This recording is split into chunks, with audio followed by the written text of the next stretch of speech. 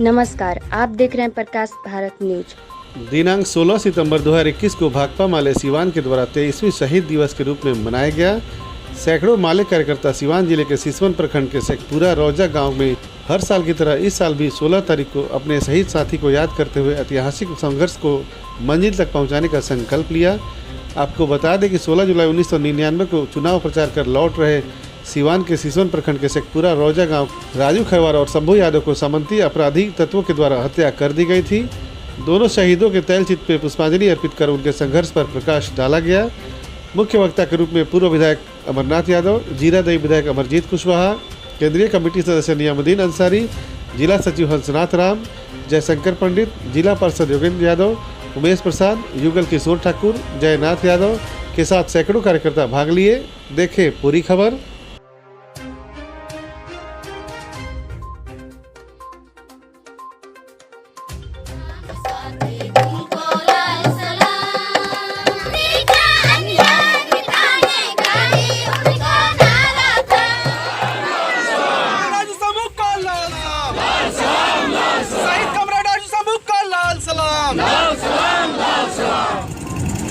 जो उनका सोच था, आज बिहार के गरीबों ने बिहार के विधानसभा में 12 एमएलए भेजने का काम किया है। गरीबों की जो आजादी थी, जो गरीबों पर जुल्म था, उनका लड़ाई लड़ रहे थे, अपने हक की लड़ाई लड़ रहे थे, मजदूरी की लड़ाई लड़ रहे थे। और इस क्षेत्र के स्वर्ण सामंती ताकतों में हमारे बीच आज राजू और शंभू को छीन लिया है, लेकिन उनके सपनों को नहीं बिगाड़ सकता है। उनका सपना को आज संकल्प लेने के लिए हम लोग आज आए हुए हैं। दोस्तों, आज जो देश के सरकार चल रही है, फांसीवादी ताकतों की सरकार चल रही है। महंगाई के खिलाफ लड़ते लड़ते सत्ता में तो चली गई, लेकिन आज पूछिएगा कि महंगाई के खिलाफ लड़ते थे और आज महंगाई कहाँ है? ये महंगाई किसने लाया है? इतना महंगाई क्यों लाया गया है? शहीदों के अरमानों को मंजिल तक पहुंचाएंगे। शहीदों के अरमानों को मंजिल तक पहुंचाएंगे। नक्सलवादी नहीं मरा है, नहीं मरा है, नहीं मरा है। नक्सलवादी नहीं मरा है, नहीं मरा है, नहीं मरेगा। भक्तों माले जिंदाबाद, भक्तों माले जिंदाबाद। की शहादत गरीब जनता के आवाज को बुलंद करते हुए, संगठित करते हुए गरीबों के मुक्ति के लिए हुई थी। और आज से लगभग 24 साल पहले यहाँ के सामंती ताकतों का प्रतिनिधि के रूप में, और जो आज यहाँ के एक तरह से कहा जाए तो लोकसभा के वो ताकतें प्रतिनिधित्व कर रही हैं, उनके जरिए हमारे साथियों की हत्या की गई थी। हत्या के पीछे जो उद्देश्य था कि गरीबों की राजनीतिक दावेदारी, गरीबों की मुक्ति के संघर्ष, सामाजिक परिवर्तन के संघर्ष को रोक दिया जाए।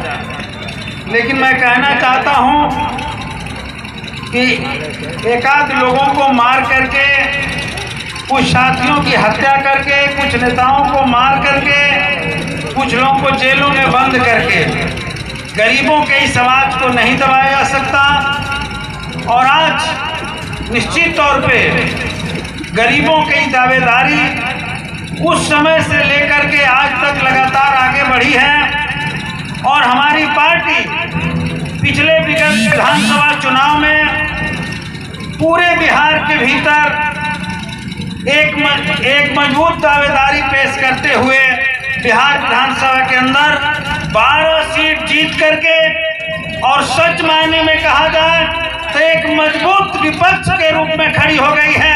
ये निश्चित तौर पर मैं समझता हूँ कि हमारे तमाम साथियों की शहादत और कुर्बानियों का ही देन है। और इसलिए उन तमाम ताकतों को मैं कहना चाहता हूँ जिन लोगों ने हमारे साथियों को मारने का सपना देख रहे थे, जो गरीबों के लड़ाई को रोकने का सपना देख रहे थे, निश्चित तौर पे आज कुछ दिनों के लिए वो दिखाई दे रहे हैं, लेकिन आज पूरे हिंदुस्तान के भीतर जिस तरीके से किसान मजदूरों का, छात्र नौजवानों का, पूरे हर तबके का संघर्ष आगे बढ़ रहा है, मैं दावे के साथ कह सकता हूं कि आने वाले दिनों में अगर इन ताकतों का आंदोलन आगे बढ़ रहा है, निश्चित तौर पे आगे बढ़ेगा।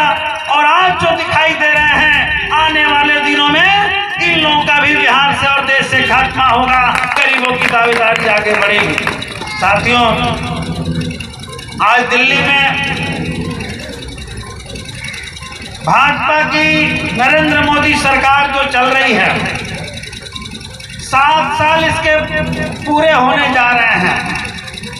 7 साल से जो भी वादा इस सरकार ने किया, सबसे पहला आप लोग याद करेंगे कि मोदी जी ने चुनाव से पहले ही वादा किया था कि हम काला धन लाएंगे, हम हिंदुस्तान के 2 करोड़ नौजवानों को रोजगार देंगे, हम महंगाई पर काबू पा करके पूरे हिंदुस्तान की जनता को महंगाई से मुक्त करेंगे। ये तमाम वादे थे और इन तमाम समस्याओं से उस समय लोग निजात चाहते थे। आज 7 साल के बाद अगर नौजवान हिसाब पूछता है कि आपने 2 करोड़ के हिसाब से 7 साल के भीतर 14 करोड़ नौकरी देना होगा, ये कहाँ चला गया जो 14 करोड़ नौकरी देना चाहिए था? भाजपा सरकार के पास जवाब नहीं है। उन्होंने 14 करोड़ नौकरियां नहीं दी, लेकिन 4 करोड़ लोग जो रोजगार में थे, इस पिछले 7 साल के अंदर उनकी नौकरियां इन्होंने छीन लिया। जब हमारे देश में मोदी जी नोटबंदी लागू कर रहे थे तो उस समय भी इन्होंने देश के जनता को विश्वास दिलाते हुए कहा, कितना प्यार से, कितना बेहतर तरीका से प्रस्तुत कर रहे थे लोकप्रिय ढंग से कि देश को अगर ऊंचाई पर ले जाना है, देश का विकास करना है, तो देश के जनता को त्याग करना होगा, देश के लिए कुर्बानी देनी होगी, थोड़ा कष्ट सहने के लिए तैयार रहना होगा। हम कड़ा फैसला ले रहे हैं कि देश के लिए है।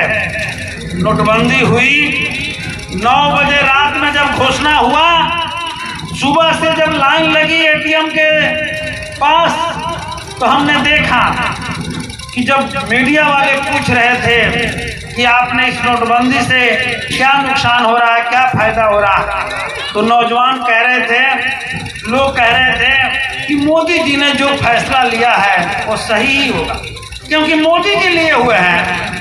इस तरीके से लोग मोदी के प्रति दीवाना और पागल थे कि जो फैसला, इसकी कोई समीक्षा वो नहीं कर रहे थे। 6 महीना तक गरीबों को भारी तबाही झेलना पड़ा, अपने पॉकेट का पैसा खाना नहीं मिल रहा था। बेटियों की शादियां लोगों ने टाल दिया, बेटियों की शादी नहीं हुई। भाजपा नेताओं और मंत्रियों का 5-5 करोड़ रुपया खर्च करके शादियां हो रहा था उस समय, लेकिन गरीबों के, आम लोगों के बेटियों की शादियां टल गई। लेकिन विश्वास क्या था? मन में लोग विश्वास लिए हुए थे, कोई विरोध नहीं था। यह विश्वास था कि मोदी जी ने नोटबंदी कर दिया, अब देश में काला धन नहीं रहेगा, नहीं काला धन आएगा, इस देश के अंदर जाली नोट का धंधा बंद हो जाएगा। ये सारे चीज बहुत अच्छा काम हो गया है, ये भी विश्वास लोग लिए हुए थे। आज जब हम पूछते हैं, आप ही बताइए, क्या जाली नोट आज नहीं चल रहा है मार्केट में? ये धंधा जोरों पर है। रिजल्ट क्या निकला नोटबंदी का? काला धन आया भी नहीं, हमारे खाता में भी नहीं गया जो खुलवाया गया था।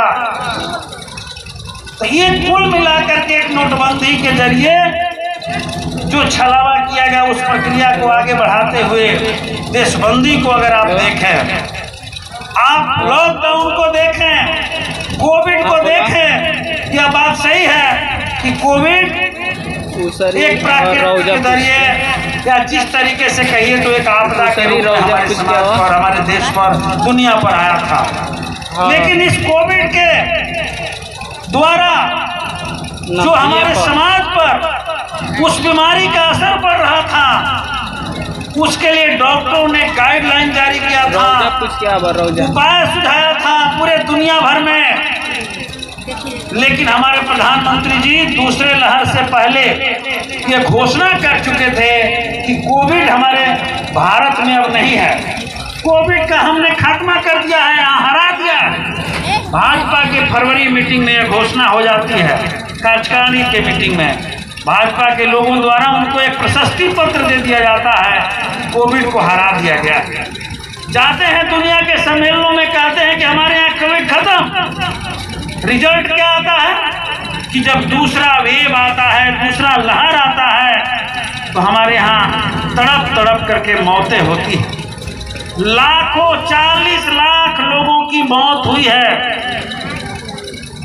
इस सरकार की घोर लापरवाही की वजह से।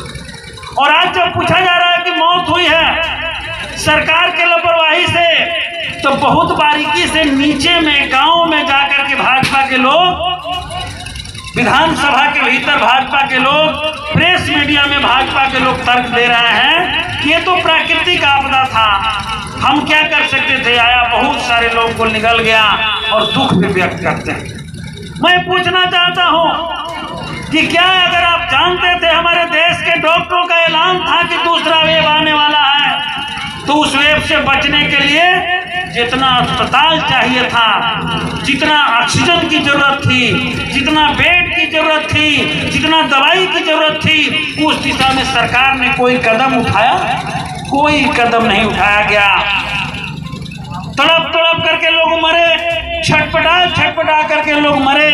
हम लोगों के पास फोन आते थे कि ऑक्सीजन सिलेंडर की जरूरत है, हमें बेड नहीं मिल रहा है, अस्पताल में जाने पर जगह नहीं मिल रहा है। किसी तरीके से बातचीत करके कुछ लोगों को प्रयास करके दौड़ कर थूक करके व्यवस्था किया गया, लेकिन तब भी बहुत सारे लोगों को हम लोग जान नहीं बचा पाए।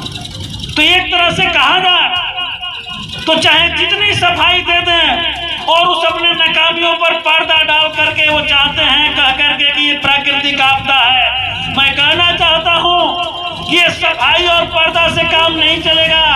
आने वाले दिनों में हिंदुस्तान की जनता आपसे एक एक मौत का हिसाब मांगेगी। आने दीजिए 24 का चुनाव, क्योंकि आपने जानबूझ करके हिंदुस्तान के लोगों को मौत के घाट में ढेलने का काम किया है, तड़प तड़प कर मरने के लिए छोड़ दिया था। ये नाकामी है हमारे देश की सरकार की।